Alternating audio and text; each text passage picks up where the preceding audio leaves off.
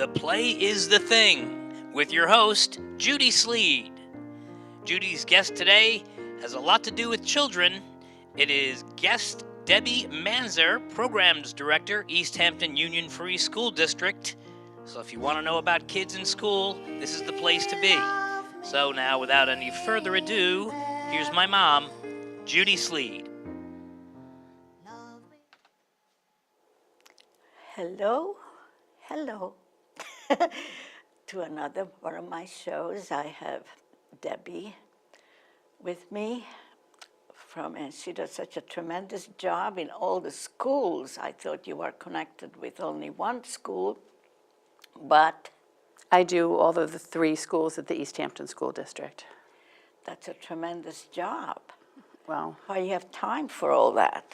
we portion them out throughout the year so that I don't have to do all 3 at the same time. That would not work. And what is your capacity in the school? In the school, I am the program coordinator. I wear a number of different hats in the actual school day. I do a lot of work with the community service. I'm the liaison to the community.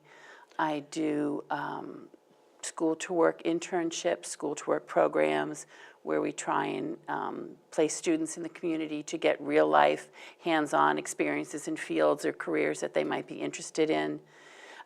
We do mock interviews at the school so that we bring community members in to do interviews with juniors and seniors who are starting the process of looking at colleges, maybe looking in the military, looking at jobs, looking into the work field, so a lot of different things.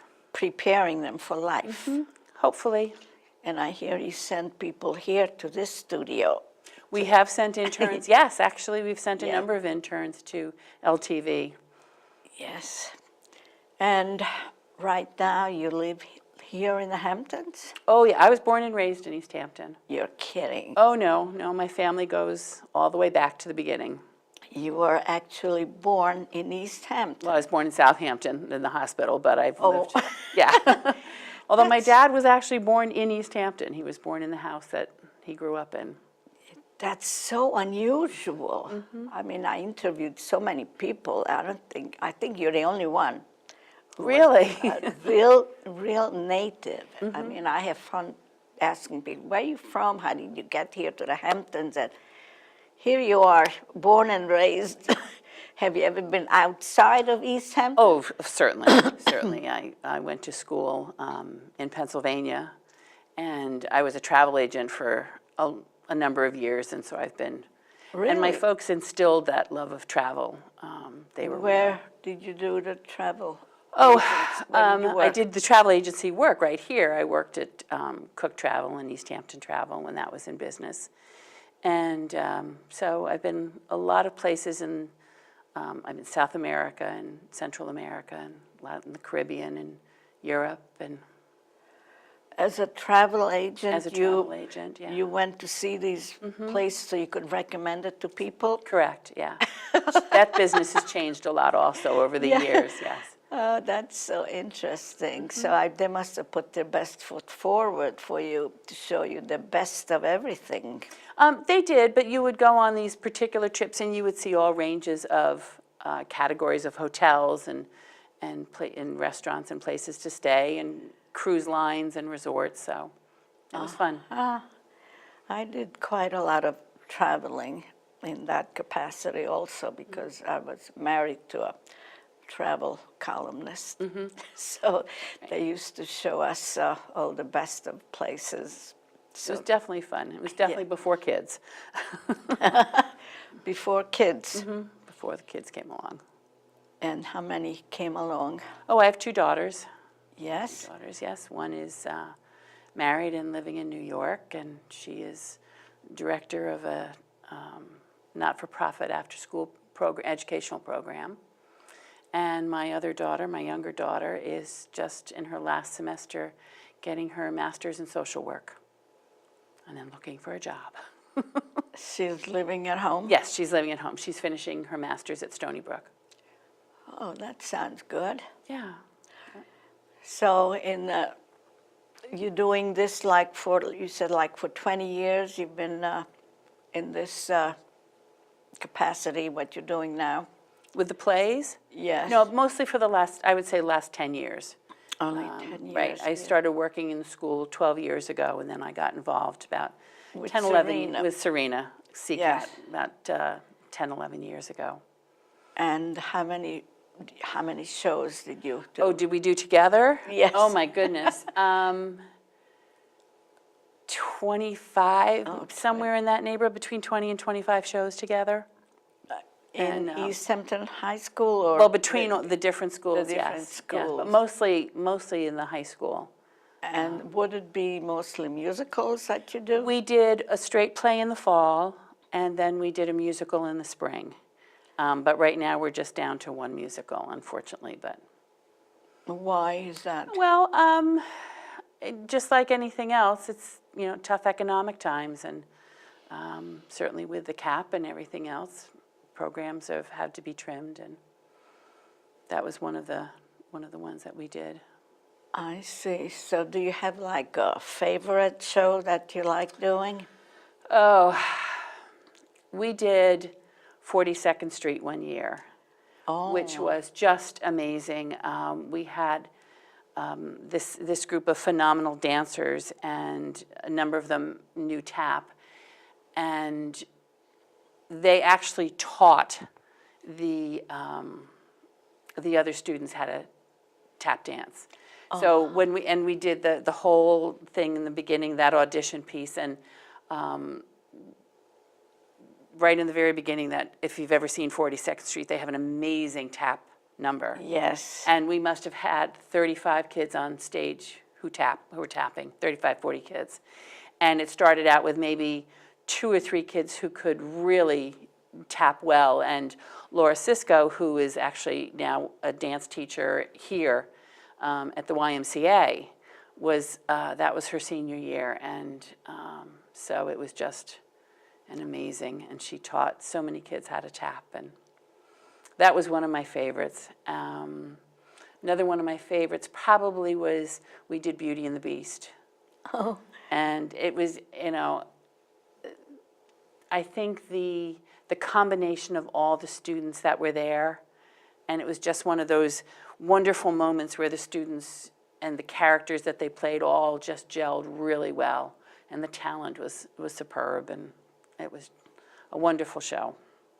And you hold auditions for these? We do. We have productions? auditions. This year, our musical is going to be Grease, which the kids are very excited about. So we will hold auditions the first week in November at the high school, and the performances will be the first weekend in March, I think it's 6th, 7th, and 8th.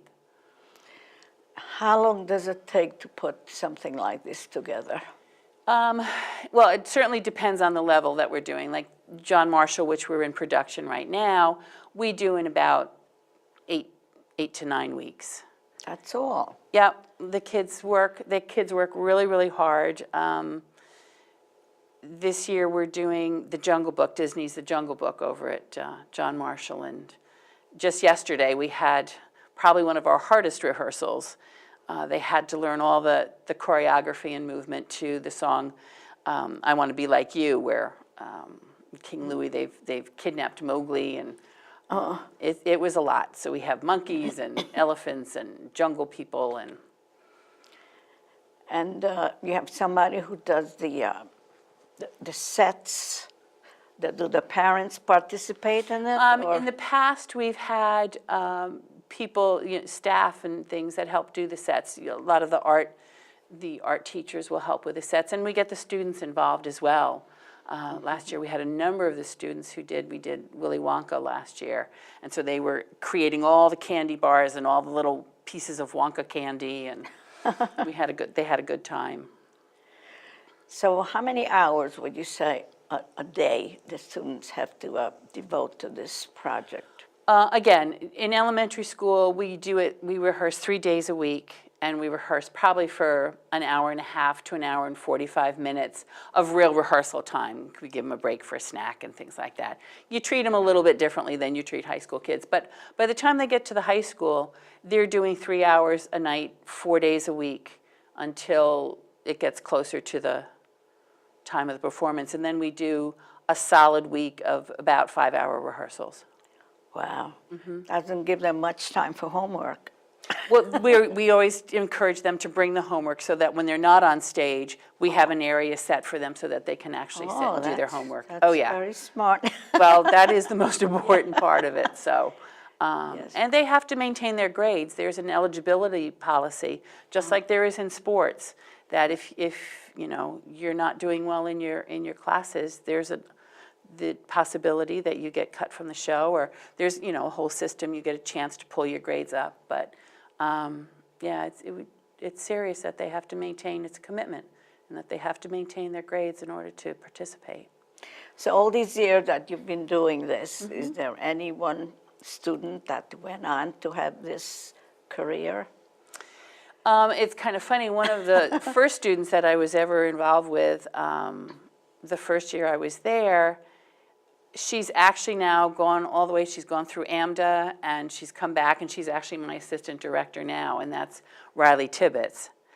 And as a matter of fact, she played Rizzo her senior year, and now we're going to be doing Grease again. She's going to be my assistant director for all 3 shows. So she's going to, I think that's kind of fun that she gets to direct her own part now. Oh, yes, it must be fun. And we've had a number of students who've gone on to do things in the arts. Some have become music teachers, some have become music therapists, some are doing you know, set design and graphic design and things like that, costume design. Yeah, it is a very interesting, you have a lot of different areas that you could go into. Right. And I think one of the things that certainly kids on the stage have always said to me is that, you know, they can speak in public no matter where they are now. That it really teaches them that skill of public speaking, which it used to be that you took public speaking in school, but again, it's not a course that's really offered. So this gives them the confidence and the poise to be in front of people and to understand that sometimes things do happen on stage in a live situation, and you just keep going. Right.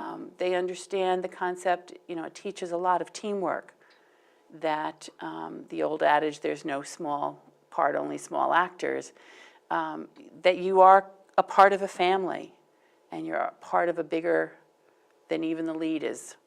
It's all part of it. Does it happen often that one of the students get a stage fright and they can't remember the next line? I can't say it happens often. It's happened where, you know, they'll get into a situation where they don't remember the line, but it's amazing how well they'll feed each other. Yeah. And they'll support each other in the sense that they'll either paraphrase the line so the person can get back on track, or they'll ad-lib a little bit. We've had places where some entrances have been missed or late, and so they just keep ad-libbing until the person comes on stage, or, you know, a prop is missing or something. So yeah, those things do happen. But again, it just teaches them that confidence that you can go on, that you don't have to get all crazed about that one particular item. Yes. I understand all that. I've been in a lot of productions myself, so I went through the same. Yeah, it was like when I was a senior in high school, I went obviously through East Hampton High School. Yeah. And we had one full school musical, and then you had a senior play. And so the year that was my senior year, I was the student director of that play. And then when it came to the school musical, we did Once Upon a Mattress. And I was the understudy for Princess Winifred. And so last year, when it was my first year of being full director, we did Once Upon a Mattress at the high school. And that was a lot of fun to watch it come through again. because it's not one show, it's not one of those shows that you see repeated a lot. You know, there's some real standards that people do in high school level, but kids had a great time with the show, great time. It's too bad. After all that work, you can only do it like 3 times. Right, but the rights cost so much money, and the amount that you pay for the rights is dependent upon how many performances you do. So it's... Oh, you have to pay for the Oh, rights? yeah, we have to pay for the rights for all the shows. Oh, so my it's God. nothing for the rights of a major musical to be somewhere $2,500, $3,000, $3,500. And do you make it back? Well, thankfully, the district has supported this so that part of it is paid for with the budget that the taxpayers vote on. But the students do raise money in ticket sales and things like that, so we try to keep it going. And how do you choose what to put on?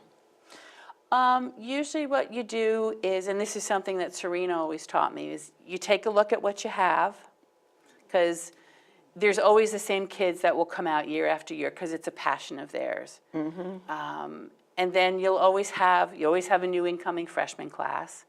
You always have your seniors who are leaving. So you kind of take a look at what your givens are. You know what that is. And then you just kind of hope. Sometimes it is a great leap of faith. Sometimes it's something that you feel strongly about, that this is a timely show. It's a good time to put this particular show on. I know Serena's last show was South Pacific.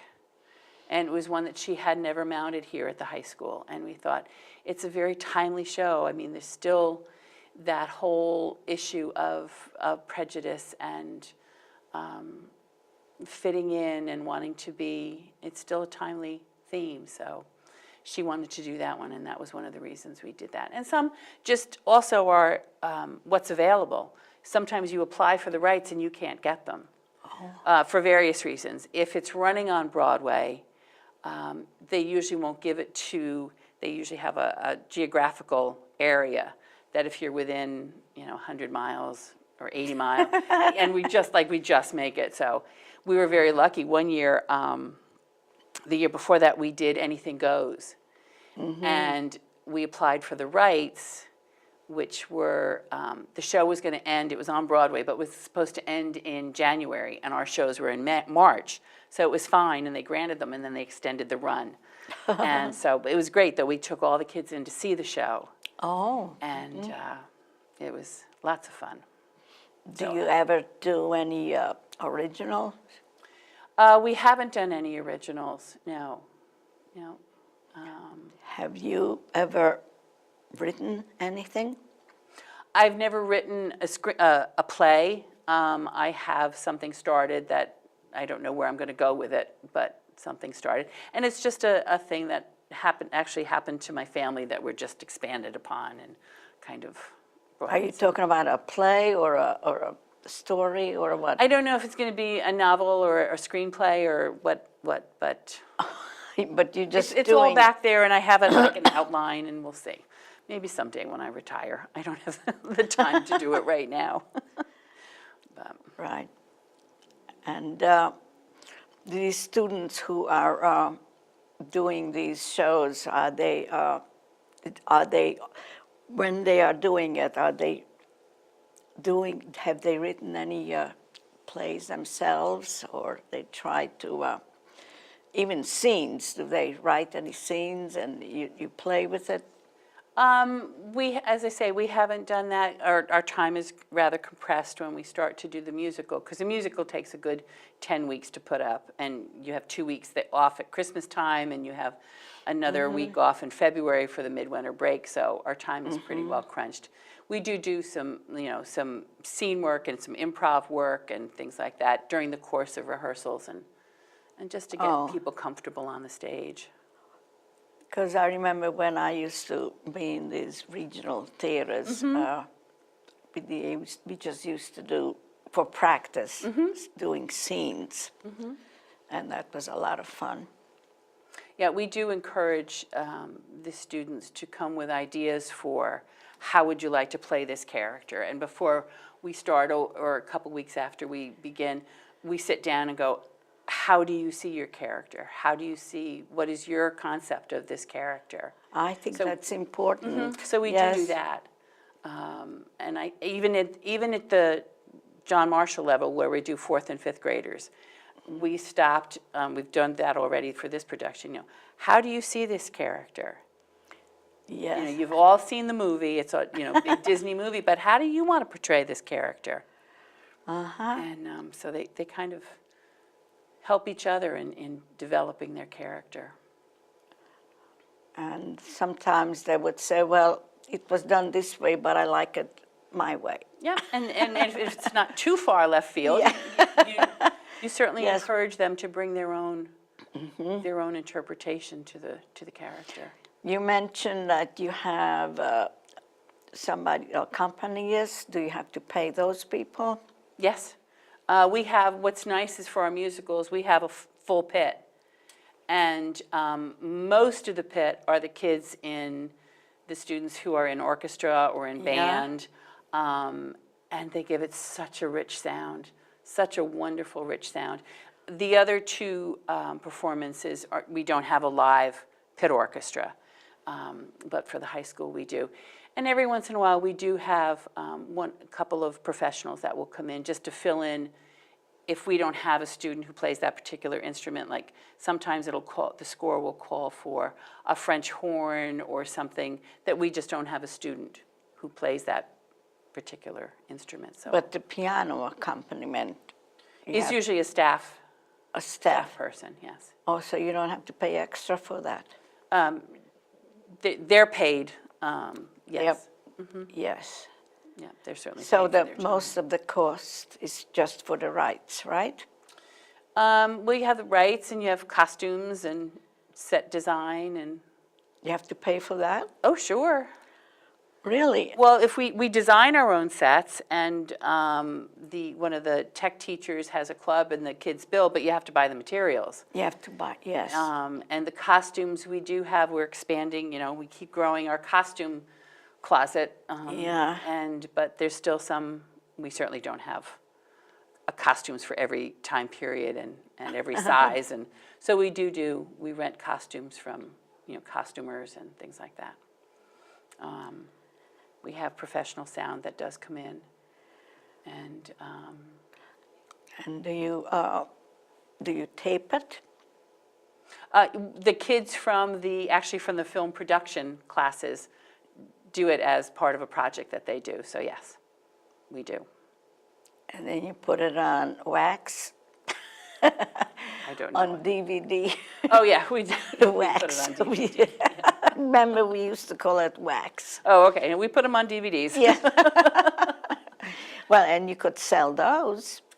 We don't sell them. We give them to the kids who are in the show. Oh, well, Because actually you have to pay more in the rights if you want to sell DVDs. oh, that's You right. have to, because it's all copyright protected, so we don't Oh, sell gosh. them.